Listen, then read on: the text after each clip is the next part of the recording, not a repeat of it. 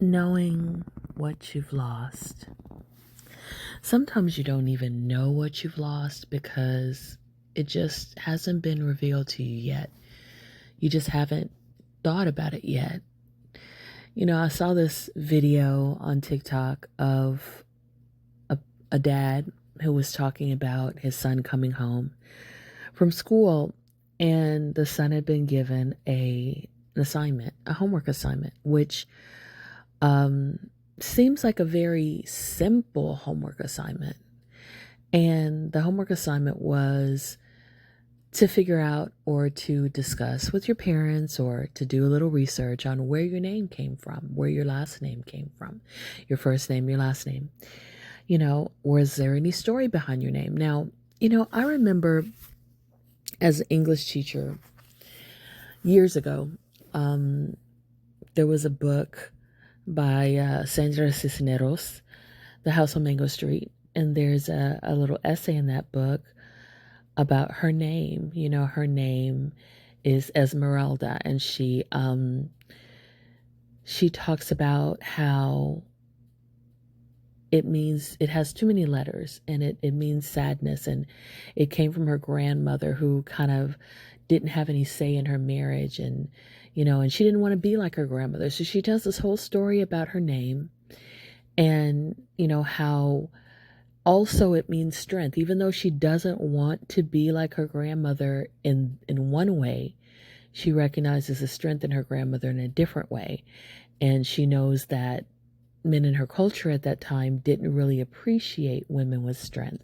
And so sometimes they made fun of her grandmother, or they, in some ways put her down or tried to humble her or whatever. And she wants to have that strength, but not have the sad story of not having a voice that her grandmother had. And so she tells this whole story about her name, and it's beautiful, and it's powerful, and it's poignant. And it gets you to thinking about what's in a name, going way back to Shakespeare, what's in a name? A rose by any other name would smell as sweet, and with Shakespeare, it was the last names, of course, the family that had the feud going back generations and generations. But to get back to what I was saying, you don't know what you have lost until it's kind of pointed out to you sometimes. And so as the dad was talking to his son, he was like, I can tell you about your name. We can research about your name, but it's really not your name. We were given these names, when we were owned by somebody else, and we don't even really know what our real name is, our real last name. And so that's just one snippet of what colonization and slavery has taken from Black people. And, not to mention credit for so many things, not to mention, all of the wealth that we could have built, not to mention the trauma that has been inflicted on us. So some of us have grown up in trauma and not known what it's like to not have trauma, to not have obstacles, to not have discrimination. But you could say the same thing about Christianity. We don't know what it's like to live under the original calendar when there were 28 days for each month, because it was based on lunar cycles. It was based on the woman's cycle, because women were not oppressed at that time. Women were not demonized at that time. Women were not considered subservient and not as good as men. And that is why, we have months that are named, and they should represent different numbers. October, we know oct means 8. So why is that the name of the 10th month on this calendar? Because there was a change to the calendar, So we know that sept means 7. Again, why is it the 9th month?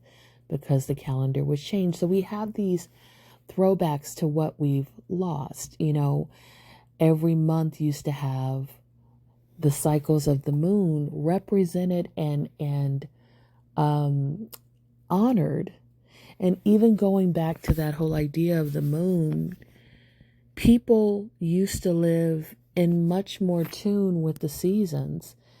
They used to celebrate the changing of the seasons, the winter solstice, the spring equinox. These were things that celebrated astrological phenomenon, and we were tied to nature. I mean, some of us come from cultures where people would sit under the trees and ground themselves, put their bare feet on the ground. And it's taken us thousands of years to get back to something that our ancestors knew before colonization.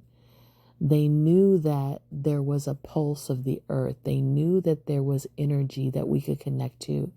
They knew that trees communicated.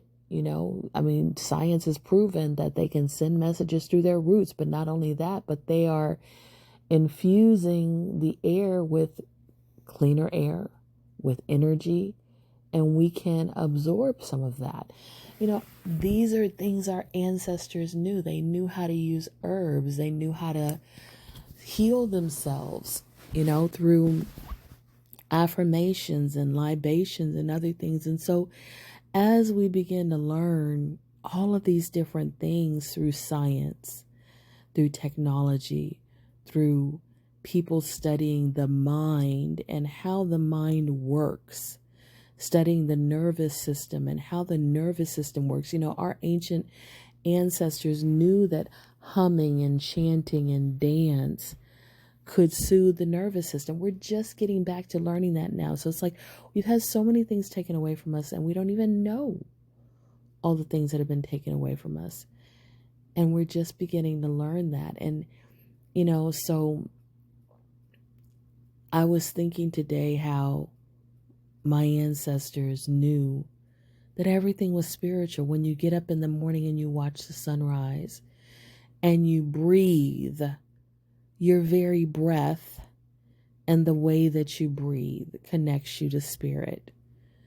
Putting your hand on your heart, massaging your skin can make you more in tune with your own inner life force. Everything that we do that we take for granted, like I said, from breath to touch to food to smell to water,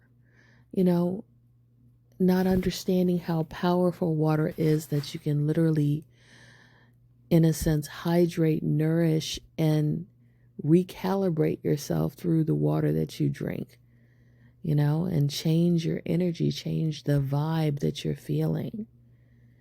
Same thing with music. Same thing with scents, smelling different scents. Same thing with sound. We've got sound healing now, and this stuff is not new.